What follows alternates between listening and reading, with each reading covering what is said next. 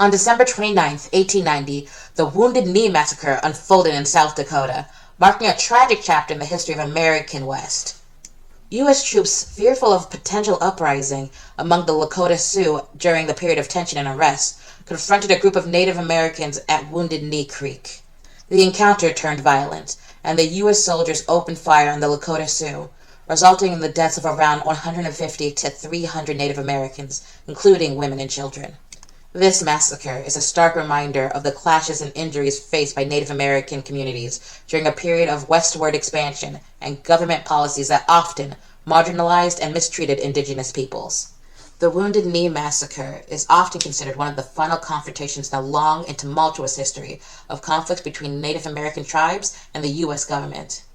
The event had a profound impact on Native American communities, shaping their experiences and influencing historical narratives about the American frontier. Did you know John Wilkes Booth actually wanted to kidnap Abraham Lincoln instead of assassinating him? Because I didn't. Booth's original plan was to exchange Lincoln for Confederate prisoners of war. However, when the Civil War ended and the Confederate Army surrendered, Booth changed up his plan. Did you also know that Booth was not alone in his plot to assassinate the president? I didn't know that either. On the night of April 14th, 1865, Booth snuck into Ford's Theater and shot Lincoln in the back of the head. He had co-conspirators who were supposed to assassinate other top government officials that same night. One of the co-conspirators, Lewis Powell, attempted to assassinate the Secretary of State, William Seward, who was recovering from a carriage accident. Booth managed to escape Ford's Theater, but was caught 12 days later and killed by Union soldiers. These are just a few of the hidden truths surrounding Lincoln's assassination. Thanks for watching. Don't forget to subscribe to our channel for more historical insights. Did you know that a woman was hanged for the murder of Abraham Lincoln? Mary Surratt was arrested on April 17, 1865, as a conspirator in the assassination of President Abraham Lincoln. She was accused of providing support and shelter to John Wilkes Booth and his co-conspirators. Surratt was the owner of the boarding house in Washington, D.C., where Booth and his accomplices met and plotted the assassination. Surratt's trial was highly controversial. She was tried by a military tribunal rather than a civilian court, which led to accusations of unfairness. The evidence against her was largely circumstantial, and there were allegations of witness tampering and perjury during the trial. Despite protests and appeals for clemency, Mary Surratt was found guilty and sentenced to death by hanging, becoming the first woman to be executed by the United States federal government. Her execution took place on July 7, 1865, alongside 3 other convicted conspirators, Lewis Powell, David Harold, and George Surratt. Did you know that the worst maritime disaster wasn't the sinking of the Titanic or the Lusitania, but instead was an event that all parties involved kind of pretended didn't happen? As World War II came to a close, chaos had descended on the Baltic Sea. Beginning in January of 1945, the Germans launched Operation Hannibal, which used almost any ship they could commandeer to evacuate German military leaders, wounded soldiers, civilians, and other German citizens from German-controlled East Prussia back to Denmark and Germany. As the refugees fled the advancing Russian armies, these ships were targeted by Russian submarines and Allied air forces. Over 150 ships would be sunk in the process. There were 4 high-casualty events. The first was the Wilhelm Gustloff, in which an estimated 9,000 souls perished. This sinking is by and large the greatest maritime disaster, but due to public relations concerns, neither side broadcast information about the incident. The last of these significant sinkings occurred on this day in history, May 3rd. The Cap Arcona wasn't actually part of Operation Hannibal. However, it was a German-controlled ship in the Baltic Sea at the time. The British believed that the Cap Arcona was transporting German soldiers when she was targeted and sank. Several thousand concentration camp prisoners were killed in the attack. On February 10, 1964, the House of Representatives achieved a historic milestone by passing the Civil Rights Act of 1964 after 12 days of intense debate, voting on 125 amendments. The legislation aimed to end segregation and discrimination based on race, color, religion, sex, or national origin. The decisive vote of 290 to 130 reflected a significant bipartisan effort, marking a pivotal moment in the civil rights movement. The passage of this landmark act paved the way for subsequent legislative measures, fostering greater equality and justice in the United States. Solomon Northup, a free black man and violinist, was living a life of prosperity and liberty. Kidnapped and sold for $650 into the darkness of slavery, Solomon faced unimaginable hardships, his identity erased, his freedom stolen. 12 long years passed, but Solomon's spirit remained unbroken. Through resilience and unwavering determination, Solomon Northup emerged from the shadows of slavery, legally reclaiming the freedom that was rightfully his. Solomon's triumphant return to his loved ones was a testament to the strength of the human spirit and the fight for justice. After writing 12 Years a Slave and lecturing on the horrors of slavery, he attempted to sue his captors to no avail. After 1857, he disappeared again, some believing he had once again been kidnapped. Others believe he had died, as he was too old to be useful as a slave. America basically tapped out of the Vietnam War in 1973. Give me a minute. On January 27, 1973, the Paris Peace Accords ended U.S. military participation in Vietnam.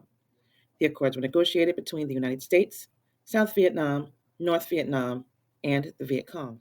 The deal included a truce, U.S. troop withdrawal from Vietnam, and prisoner release. U.S. Navy pilot John McCain, later a senator and 2008 Republican presidential hopeful, was freed as part of the group. The agreements required the last U.S. combat forces to leave Vietnam by March 29, 1973. It sought to end the combat and provide a framework for peaceful resolution, allowing the Vietnamese people to negotiate their political destiny. Unfortunately, the North versus South conflict persisted until Saigon fell on April 30th, 1975. Black History Month you find ridiculous. Why?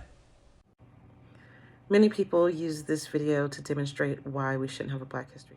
What Morgan Freeman was saying, and I can quote in this video, he said, "Would you want your history relegated to 1 month?" No, no one did. Well, God himself, aka Morgan Freeman, said, "No Black History Month, so let's eliminate it."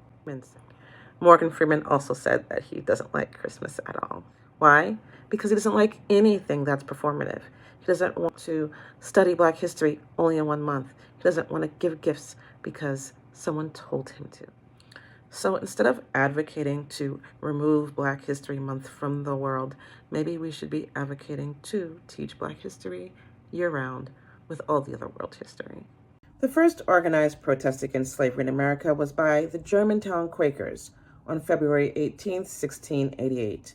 The Germantown Quakers were deeply committed to principles of equality, peace, and social justice. Their opposition to slavery stemmed from their religious beliefs, which emphasized the inherent worth and dignity of all individuals before God. They articulated moral objections, challenging the notion that one human being could rightfully own another.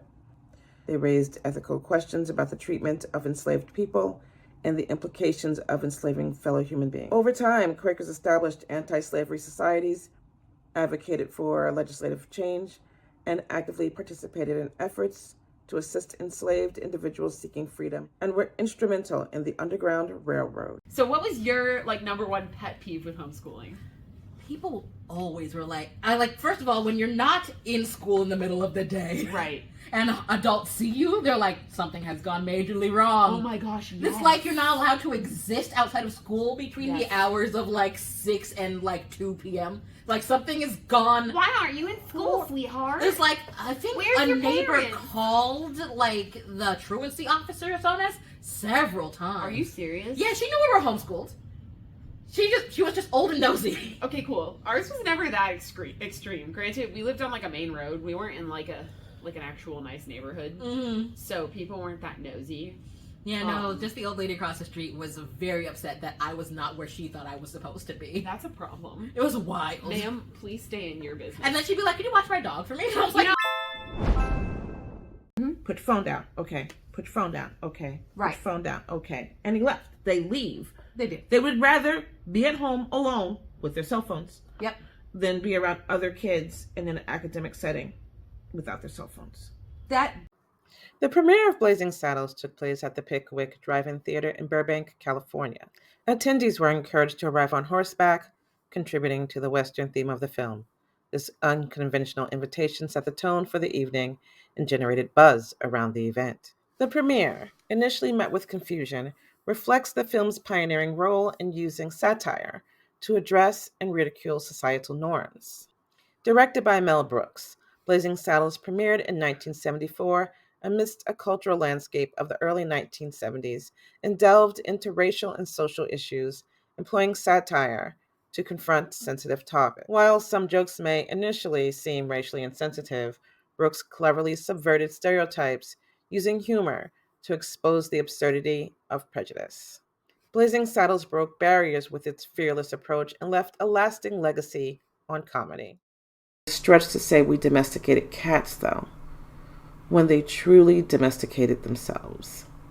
In fact, new evidence shows that cats may have been slowly domesticating themselves and living alongside people since 12,000 BCE, but it's not until around 8,500 to 8,000 BCE that we find clear evidence of cats as companions.